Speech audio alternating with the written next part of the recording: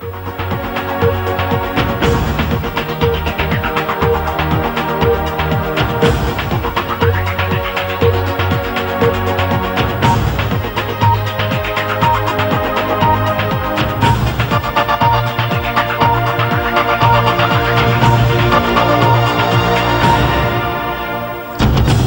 US Secretary of State Colin Powell prepares to meet Yasser Arafat in the West Bank. The Tories call for more spending on health, but they say just raising taxes is not the answer.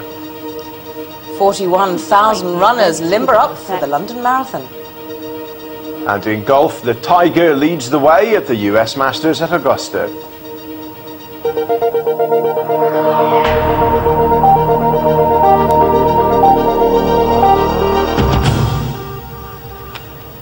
This is Breakfast from BBC News 24. I'm Chris Eakin. And I'm Sian Williams.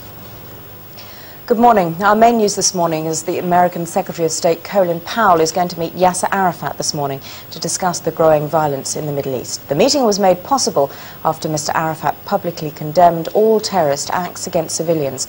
Meanwhile, the first pictures have come out of the besieged Palestinian town of Janine, showing the extent of the devastation.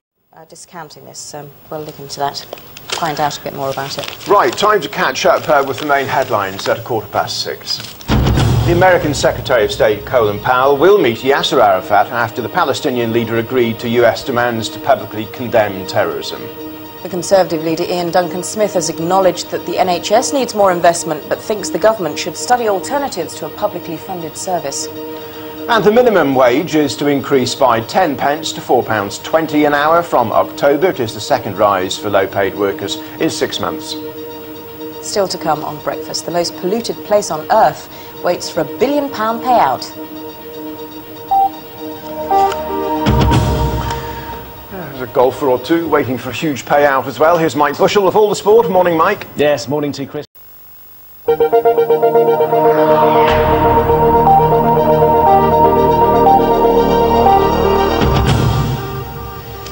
This is Breakfast from BBC News 24 with Sian Williams and Chris Eakin. Coming up in this half hour, we've got personal finance advice with It's Your Money. First, though, a summary of the morning's main news at 6:30.